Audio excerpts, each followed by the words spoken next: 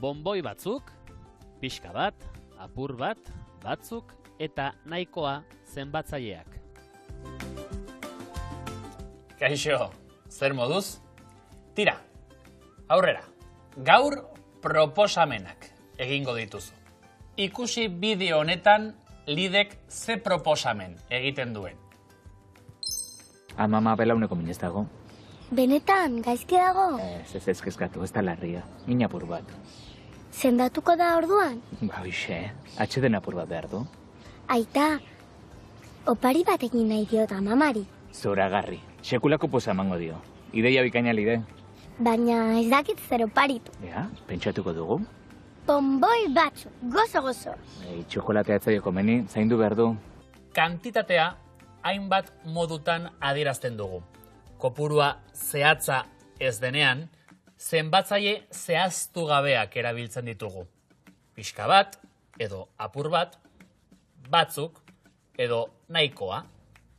Adi, zenbatzaile batzuk izenaren atzetik jartzen dira.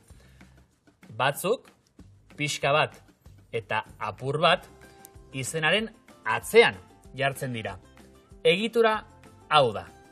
Izena, nor kasuan, mugagabean, eta zenbatzailea. Adibidez, bonboi batzuk erosi nahi ditu Lidek. Ur, pixka bat, edan, bero egiten du.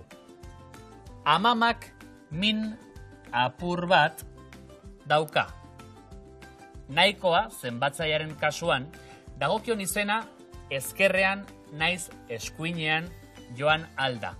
Artikuluarekin, arekin, edo gabe. Eta zenbatzailea bera ere artikuluarekin edo artikulurik gabe erabili ahal dugu. Hala ere, normalean, izenaren aurretik erabiliko dugu. Adibidez, nik nahiko konponketa egin dizkiot bideoari, edo nik nahikoa konponketa egin dizkiot bideoari. Hitzak ordenatu. Apur bat, amamak dauka.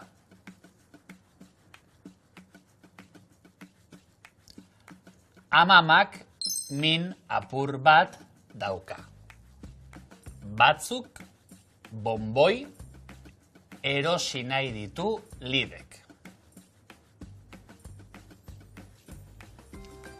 Bonboi batzuk erosi nahi ditu Lidek. Pixka bat, eman denbora, laizter hasiko gara.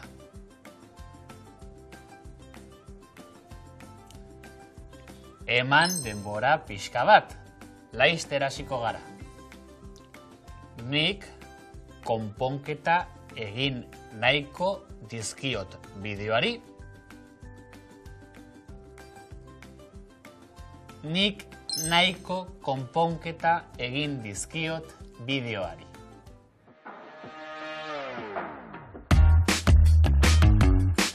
Nola erabili pixka bat, apur bat, eta batzuk zenbatzaile zehaztu gabeak.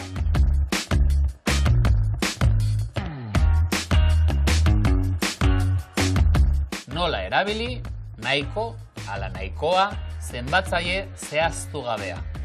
Gehienetan, izenaren aurretik erabiltzen da.